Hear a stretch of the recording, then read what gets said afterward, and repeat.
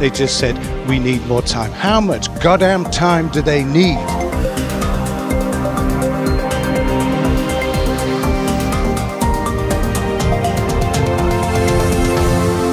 Since 1961, the United Nations has looked upon cannabis as a Schedule I drug with no accepted medical use and a high potential for abuse. Now, in 2018, we are present at the Commission on Narcotic and Drugs' 61st reconvened session in Vienna to witness the World Health Organization presenting its recommendations on how to reschedule cannabis to the world. Amongst us, many patients, activists, and NGOs have traveled from every corner of the globe to witness this groundbreaking UN session, on itself a historical moment.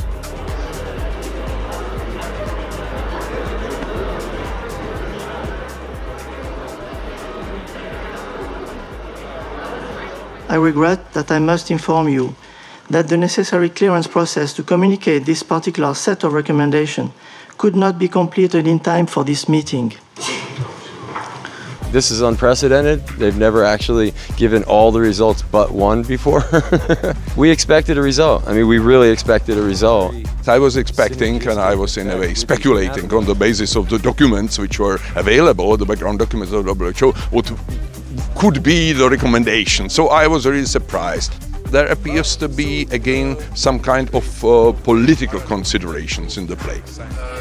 Wow, we're a little surprised that they've decided not to issue their statement today about cannabis. The leadership of WHO, the politics, the government, and maybe some other interests did not want it to have this independent scientific point of view on the medical use of cannabis and on the real harms, or the real lack of harms in some cases of cannabis.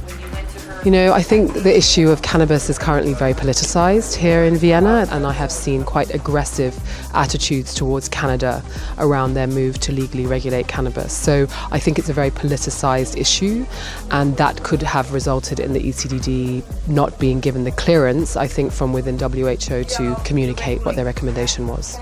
I just heard that they need more time. They've had nearly 100 years of prohibition, but these old white men need more time to figure out whether cannabis needs to be rescheduled. I never actually thought of that. The United Nations just has to acknowledge that cannabis is not an adverse thing. It's not a bad substance for society. And once it can get past that, the science actually supports that notion, then we can figure out how to regulate the product.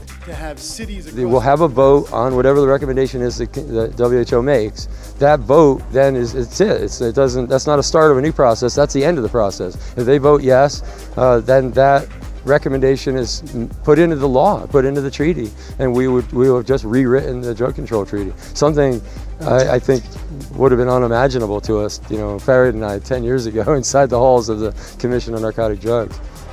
While the critical review of cannabis itself has been postponed, the committee's recommendations for its international scheduling are still expected to go up for a vote in the United Nations Commission on Drugs in March.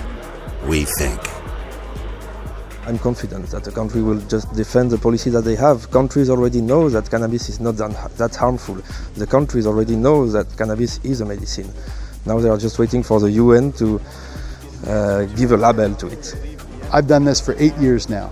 It feels like 25 years. I can only imagine what it feels like for folks that have been in the trenches here at the UN for so long. But over the course of 8 years, things have happened so remarkably fast that I don't think you can slow that down. And it doesn't mean that's economic factors that are driving the way. There's a variety of factors. It's policy, it's social justice, it's all of those important elements that we believe in our hearts that need to make this policy change.